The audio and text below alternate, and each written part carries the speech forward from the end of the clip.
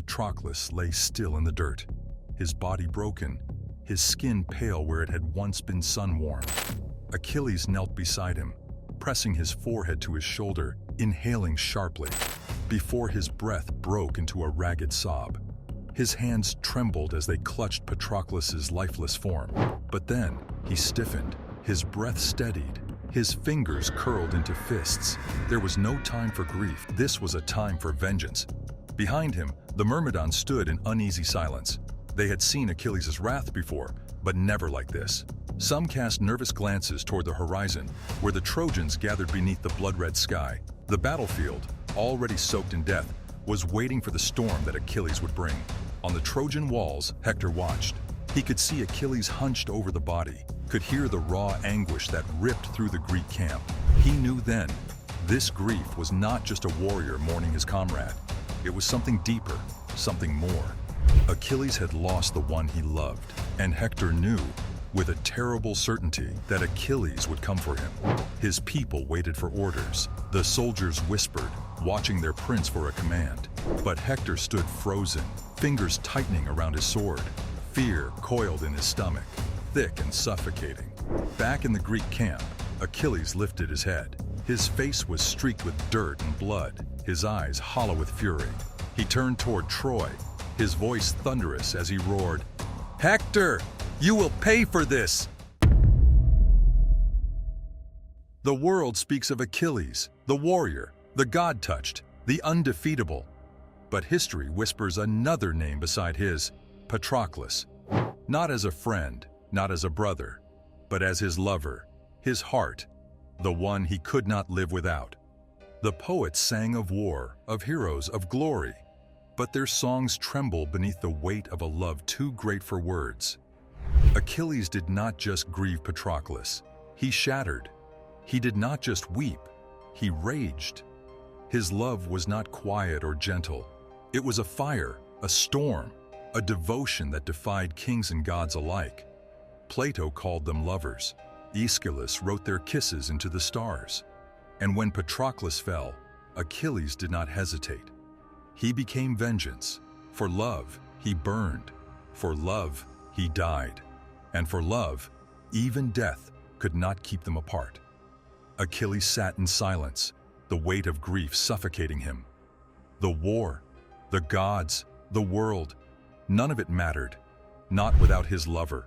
His fingers clawed at the earth, desperate for something already lost. Patroclus. His name was a wound, raw and unrelenting. He had been everything, his warmth in the night, his hands on Achilles' skin, his lips whispering love in the dark. The only one who saw him, not as a warrior, but as a lover. He closed his eyes, and suddenly he was there again. The first touch, the first kiss. Patroclus arrived in Phthia as an exile. He had been a prince once, a boy with a name and a home, but that was gone. Now he was nothing, unwanted, untethered, waiting for a future that felt like an echo of something already lost. And then there was Achilles. The son of Peleus stood before him, in his beauty. But it was not his strength that made Patroclus's breath falter. It was his eyes, steady, unyielding, seeing him in a way no one ever had. That night, Achilles found him beneath the olive trees. "You do not belong with the others," he said softly. Patroclus did not lift his gaze. "I do not belong anywhere." Achilles sat beside him, close, closer than a stranger should. "Then stay with me," he murmured. Patroclus turned to him, searching for pity, but found none. Only certainty, a promise unspoken. Achilles reached for him, fingertips brushing his jaw, hesitant but wanting. Patroclus did not pull away. Achilles leaned in, breath warm against his lips. And then, soft, fleeting, inevitable, their mouths met. It was not fire or thunder, but something quieter, a whisper of belonging. From that moment on, Patroclus was home. They grew together, two boys bound by something deeper than words. While others trained in the courtyard, Patroclus was with Achilles, not behind him, not in his shadow, but beside him. They moved in unison, drawn together by something undeniable. The nights belonged to them. Away from the palace, they lay beneath the stars, hands brushing, Voices hushed, speaking only for each other. The world faded, leaving only the warmth between them. "You will be a legend," Patroclus murmured, watching the sky. Achilles turned to him, golden in the firelight. "And you will be the reason they sing my name." Patroclus smiled, though something ached in his chest. "History will forget me." Achilles shook his head. "I won't let it." Silence stretched between them, heavy and trembling. Achilles reached out, fingers grazing Patroclus's cheek. His breath hitched, his lips parted. He did not speak. He didn't need to. Patroclus already knew. Achilles lay over the body, his breath ragged, his vision blurred. The blood was thick, soaking into the earth, but he could not move. His fingers dug into Patroclus' skin, searching desperately for warmth, for life, for love. But he was gone, and it should have been him instead. He remembered the moment he refused to fight, his rage against Agamemnon, his vow that he would not lift a spear for a king who had dishonored him. Patroclus had knelt before him, eyes shining with something fierce and desperate. "If you will not fight," Patroclus had pleaded, "then let me go in your place. Let me wear your armor." Achilles had hesitated, heart pounding.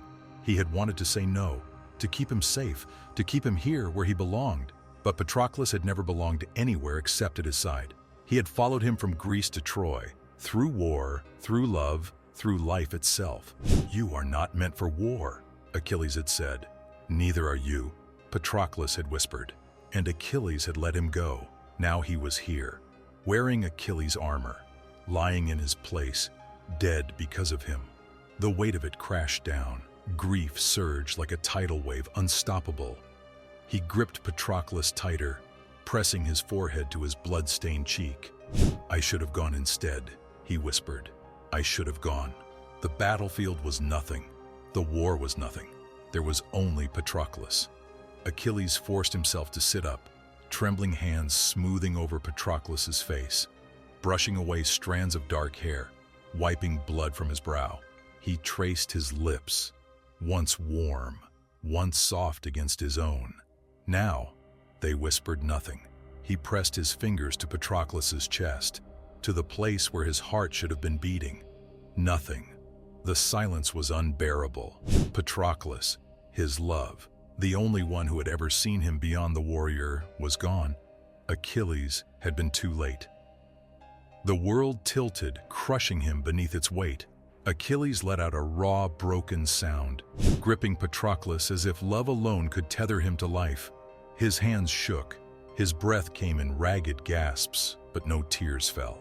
Tears would not bring him back. He refused to burn the body. The others pleaded, whispering of the gods, of rights, of honor. They spoke of peace, but Achilles did not care for peace. If he set the corpse alight, if he let the flames take Patroclus, it would mean he was truly gone. And Achilles was not ready for a world without his lover. At night, Achilles lay beside him, curled against the cold body, as if his warmth alone could call him back.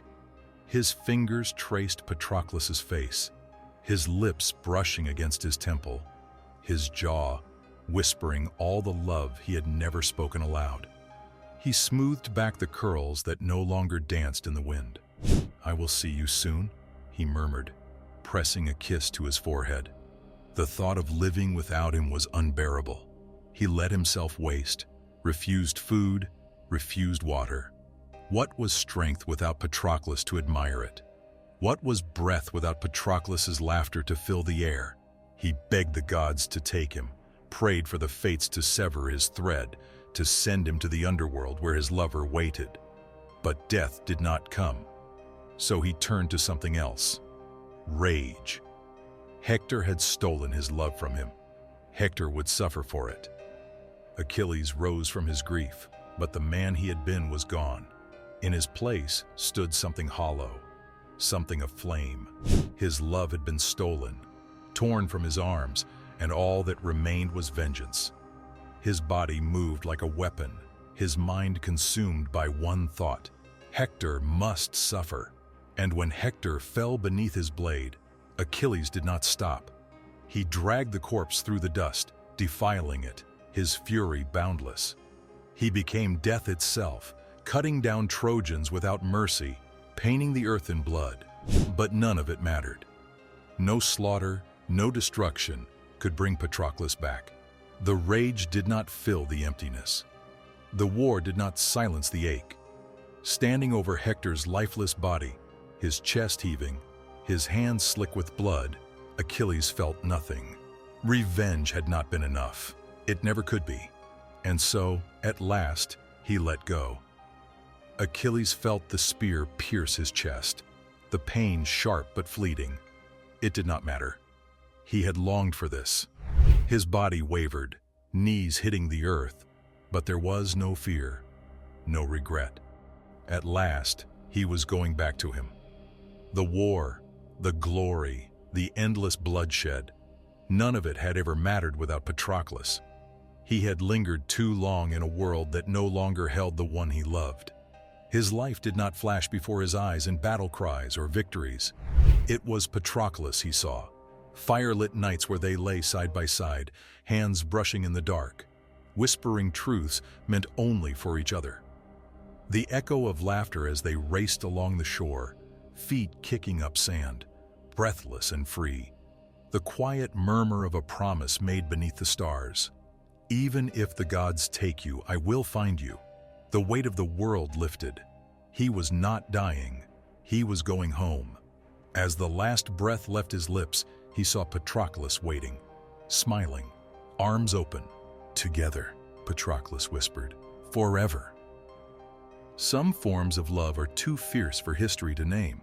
Some bonds are erased, not because they did not exist, but because they defied the words meant to contain them.